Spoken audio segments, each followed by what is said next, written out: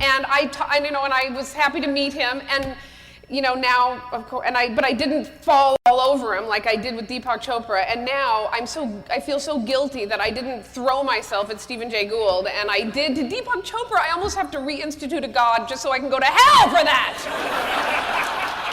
Okay. Oh. So then,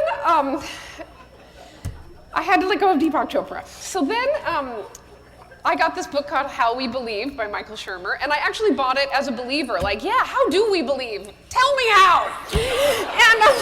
And I always say to Michael, because he was telling me how the title was changed on his book, and I always say, but I don't know if I would have bought that book if it was, why stupid people believe in God. Like which I don't think. But I bought it, because I said How We Believe. We, us, all of us. It was unnerving, that book to me. And then I started reading Stephen Jay Gould, and that was very interesting. And then I got to this book by Daniel Dennett called Darwin's Dangerous Idea. Now for me, this was a really hard science book, like really way beyond me. And I had to reread everything so many times, and I would underline it in red, and then the next time go back with my yellow highlighter.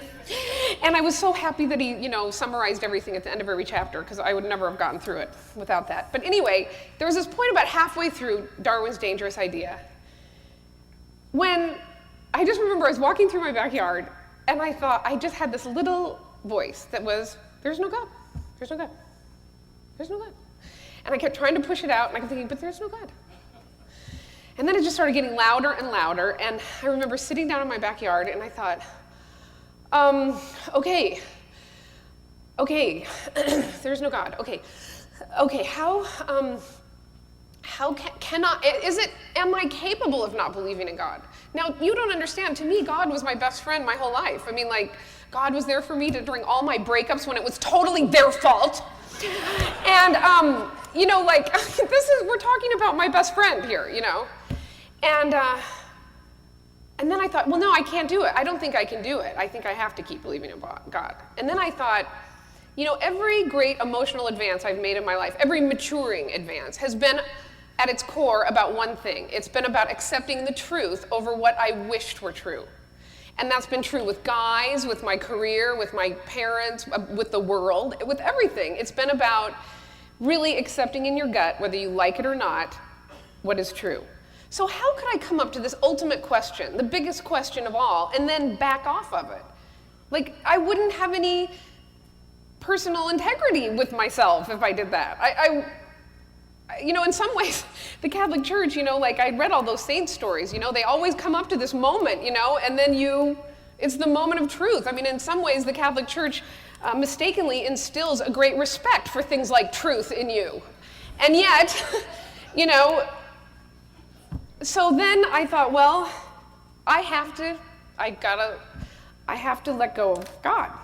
And then I thought, well, okay, I don't know if I can do this. So let's just not believe in God for 1 hour a day. let's just try it on. Put on the no God glasses, just take a quick look, and then throw them off.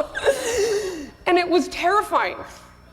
And then every day I would sort of look at a different thing, so these people are starving, and it isn't part of God's plan, and it doesn't make them more noble, and it doesn't make them have greater morality that they're starving. They're just plain starving, and so okay, we better feed those people because whoa.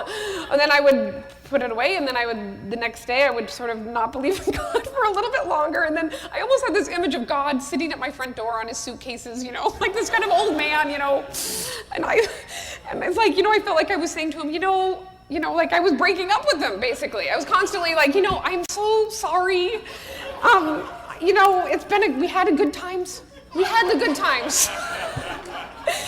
But, stay as long as you want by the door. but I'm just sorry, you've got to go. And then over, a much longer period of time, I eventually really just got God out of my brain. But it took about a year and a half to really go back and look at everything completely. It's just Like my mother will say, when I told my parents that I didn't believe in God anymore, my mother's response was, so that doesn't mean you're not going to Mass anymore, does it? Which I understand, because to me, to be Catholic in Spokane is to be just part of the culture. It's like Michael Shermer was talking about, it's like saying, you can trust me, I am part of the rituals of the culture. It's like a club, we're the club, and we meet each other at the club, and I really respect that, and I understand that my mother was upset because I'm saying I'm not part of the club anymore. But it wasn't but my mother kept trying to make it trivial, or other people would try to make it trivial. And it's like, it isn't trivial. It changes your entire worldview of every single thing you look at. Like the environment. Like before, I guess I sort of thought God was going to grade us individually on the environment. Like God was going to say to me, you separated your garbage and you recycled and you did all this stuff and you just get A, and so you're going right to heaven, and you union carbide horrible man, you polluted the environment and you're going to hell. Like, no, we're sort of getting graded cumulatively on the environment. Like it changes it completely. Or I would think, okay, so like there's this guy, so the guy who's in jail unjustifiably in solitary confinement, say in some horrible place, he's been there for 20 years, he's praying every day to God, he's praying to nobody? And then I thought, we gotta get that guy out of prison, Like it just turned me into an activist suddenly. Like there's so much complacency that you can get from believing, like if you really truly believe that there is an ultimate justice, really, what is the point of justice in this life? It's just, 70 years or something. I mean, it's really nothing. And I didn't realize how much those ideas had informed me and had made me, like, even the New Age movement, like, I think it's so, and I subscribe to this, like, the goal of life is for basically enlightenment. The goal of life is for me to be completely fulfilled as a person. And it's like, when you stop believing in God, you think, well, you're lucky enough to be here. What are the chances of you not being here? Infinitesimal. You happen to be here. And yes, the goal, it's important to enjoy yourself, but it's important, there's such bigger things that are important, like for the species to continue on, or what you can do, that will last longer than your life. And it just changed every single part of everything that I ever thought about. And sometimes people will ask me, like, well, where do you find your spirituality? I'm like, I've lost my spirituality. I hate that word, but in fact, actually, for me, losing my faith was the most spiritual thing that ever happened to me. Because now I look at the world with the amazing appreciation and luck that I am here to observe it, that is truth. And that is a gift that I would never have gotten if I hadn't just let go of the whole thing. Okay, so that's the end.